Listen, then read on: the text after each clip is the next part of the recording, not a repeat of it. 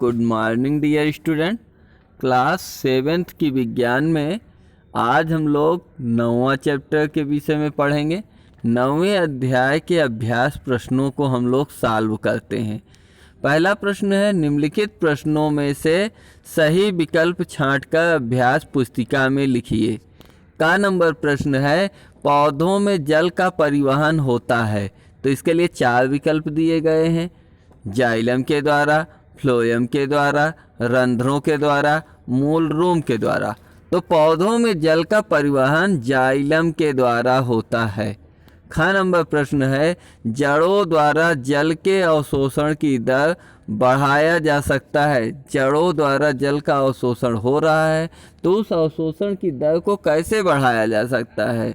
तो छाया में रख कर के उनके जल के अवशोषण को, मंद प्रकाश में रखकर, पंखे के नीचे रखकर, या पॉलीथीन की थैली में रख कर के ढक कर के। तो इसका सही ऑप्शन होगा पंखे के नीचे रखकर जड़ों द्वारा जल के अवशोषण की दर को बढ़ाया जा सकता है। ग नंबर पार्ट है, रक्त का लाल रंग किस वर्णक के कारण होता है? ऑक्सीजन के कारण, कार्बन डाइऑक्साइड, लाल रंग या हीमोग्लोबिन?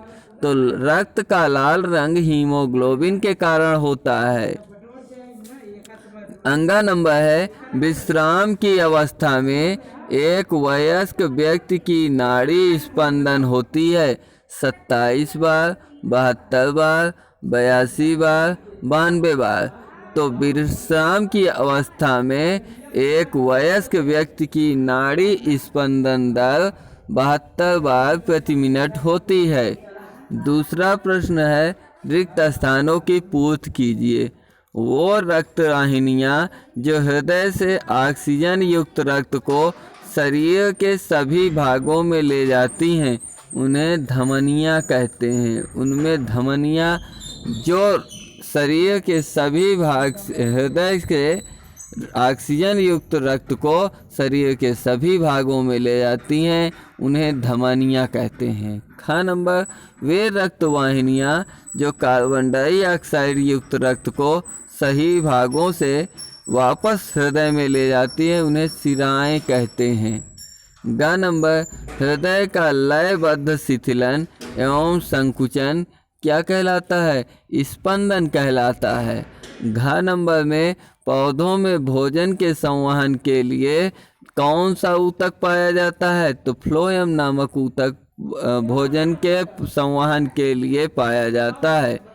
अंगा नंबर, प्लेटलेट्स रुधिर को थक्का बनाने में सहायता करती है। प्लेटलेट्स जो होती है रुधिर को थक्का बनाने में सहायक होती हैं।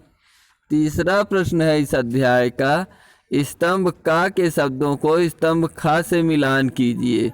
तो यहाँ पर स्तंभ का में 5 दिए गए हैं, जाइलम, फ्लोएम, रंध्र, स्टेथोस्कोप, श्वेत रुधिर कणिकाएँ। स्तंभ खा में दिया हुआ है हृदय की स्पंदन, रोगाणुओं का भक्षण, जल का परिवहन, भोजन का परिवहन, वाष्पोत्सर्जन।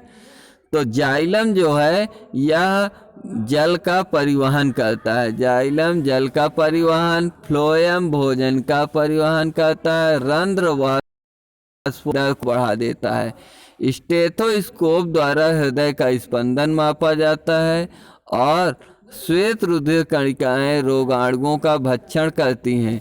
इस प्रकार हम लोग चौथे प्रश्न की ओर चलते हैं। चौथे प्रश्न में निम्नलिखित में सही कथनों के सामने सही का तथा गलत कथन के सामने गुणे का निशान लगाइए। पहला का नंबर है, मनुष्य के लाल रक्त कणिका केंद्रक युक्त होती है। तो लाल रक्त कणिका में केंद्रक नहीं पाया जाता है, यह आपका नंबर गलत है, इसमें क्रॉस का चिन्ह लगेगा। ख नंबर है, रुधिर वर्ग में वर्गों से रुधिर आधान में सहायता मिलती है। सही है, यदि रुधिर वर्ग का ज्ञान है तो रुधिर आधान में सहायता मिलती है। ग नंबर है, रुधिर वर्गों का निर्धारण एंटीजन द्वारा होता है। सही है, स्वस्थ मनुष्य का रक्तदाब 120 mmHg होता है, यह भी विकल्प सही है। तो इस प्रकार आज हम लोगों ने 4 प्रश्नों तक का हल किया। अगले दिन हम लोग बाकी बचे हुए इन 5 प्रश्नों को सॉल्व करते हैं ताकि अगले दिन हमारा ये चैप्टर समाप्त हो सके। मिलते हैं अगले दिन इन 5 प्रश्नों के आंसर के साथ। तब तक के लिए आप सभी लोगों को जय हिंद, वंदे मातरम।